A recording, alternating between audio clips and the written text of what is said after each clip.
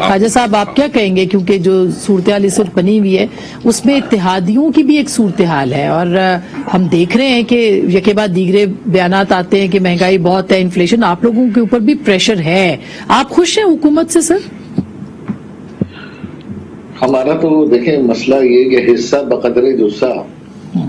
اس کے باوجود ہم اپنا حصہ اس جمہوریت میں اپنے حصے سے زیادہ ڈالتے ہیں۔ مسئلہ یہ کہ آسما آپ کو تو پتہ ہے کہ 2013 سے 2018 تک ہم آئسولیشن میں رہے، اس کے باوجود کہ ہمارے 7 سینیٹر، 24 MNA اور 51 MPAs رہے، اور آپ گواہ ہیں کہ جو ہمارے ساتھ سیاسی آئسولیشن اور جبر کا معاملہ رہا، اس پہ افسوس کے ساتھ ہمارے موجودہ اتحادی سمیت PMLN پیپلز پارٹی کوئی بھی اس وقت ہمارے ساتھ نہیں کھڑا ہوا۔ لیکن جب PTI کی حکومت بنی اور ظاہر ہے انہیں ضرورت پڑی تو ہمیں ظاہر ہے اپنے ووٹرز کا مفاد عزیز ہے۔ یہاں میں واضح کر دوں کہ وزارت کا مفاد نہیں ہے،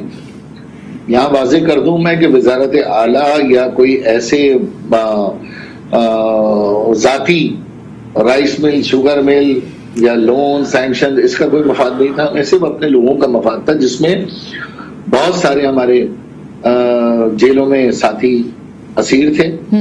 اور بہت سارے ہمارے ماورا عدالت قتل عام کا سلسلہ بھی تھا۔ تو ہم نے بہرحال PTI کے ساتھ، اب PTI اور ہم لازم و ملزوم ہیں، ایسا نہیں کہ PTI کی ہمیں ضرورت تھی بلکہ PTI کو بھی ہماری ضرورت تھی، درست بات، چاہے 7 نشستوں پر۔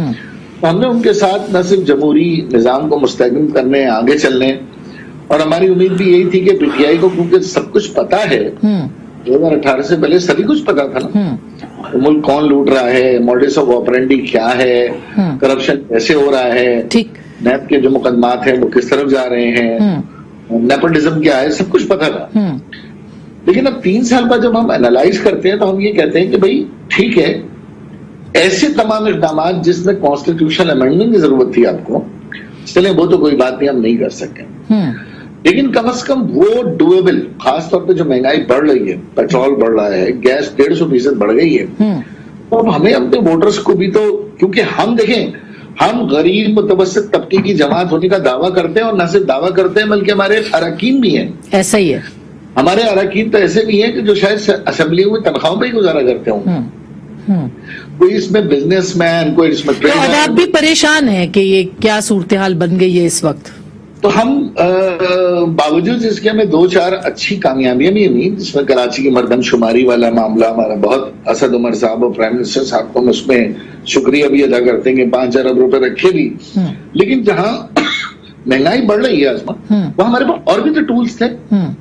میں نے ذاتی طور پر گولٹی میں پرائم منسٹر صاحب کو اور شاہ محمود قریشی صاحب سے ریکویسٹ کی تھی کہ بھئی آپ پروونشل فائنانس کمیشن کو سادہ اکثریت سے اسمبلی سے پاس کر دیں، اور باقی 3 صوبے جس میں آپ کی رٹ ہے، جس کا آپ کا وزیر اعلیٰ ہے، وہاں اس کو NFC سے نتھی کر دیں، ٹھیک بات، پیپلز پارٹی کو ہم نمٹ لیں گے۔ پھر میں نے یہ بھی گزارش کی کہ بھئی جہاں آپ کے صوبوں میں اختیار ہے وہاں ایسا طاقتور بلدیاتی نظام دے دیں کہ ہم پیپلز پارٹی کو نہ صرف آڑے ہاتھوں لیں بلکہ اس کو ایگزامپل بنا سکیں کہ دیکھو پنجاب میں کیا ہو رہا ہے، دیکھو KP میں کیا ہو رہا ہے، جیسے کہ پولیس کا نظام تھا۔ ٹھیک بات۔ اچھا اب خالد صاحب، یہ تو بڑی آپ نے جو یہ ریفارمز کی بات کی ہے، اسٹرکچرل ریفارمز جو کہ چاہیے تھیں، جس کا تحریک انصاف نے وعدہ کیا تھا، آپ یہ کہہ رہے ہیں کہ یہ ہم اس لیے گئے تھے کیونکہ ظاہر ہے ایک دوسرے کے لیے لازم و ملزوم تھے۔ اس وقت آپ کو، میں یہ بات کر کے پھر میں سردار صاحب کے پاس جاؤں گی، آپ کو کیا لگتا ہے اس وقت کہ کتنا آپ تحریک انصاف کے ساتھ چل سکتے ہیں؟ دیکھیں ہمارے پاس آسما سیدھی بات ہے، آپشن کیا ہے؟ آج اگر تحریک انصاف کی حکومت چھوڑنے سے اگر پیٹرول 100 روپے کم ہو جاتا ہے، 50 روپے کم ہو جاتا ہے، ابھی چھوڑ دیتے ہیں، یا آج تحریک انصاف کی حکومت گراتے ہیں تو کون آئے گا؟ وہی 2 جماعتیں نا جن کے ساتھ ہم 3 سال پہلے بھی 3 دفعہ پہلے بھی رہ چکے ہیں، ٹھیک، اور ہمارے پاس یہ بھی الزام رہا کہ ہم کسی کے ساتھ چل نہیں سکتے۔ آپ کو یہ بھی گواہیں پیپلز پارٹی کے ساتھ ہم 5 سال چل چکے ہیں، ٹھیک بات، بالکل چلے، ہمارے پاس آپشن ہمارے ووٹرز اور سپورٹرز کا مفاد ہے، اور اس کے لیے ہم PTI کے ساتھ کھڑے ہیں، ہمارے پاس دوسرا آپشن کوئی نہیں ہے۔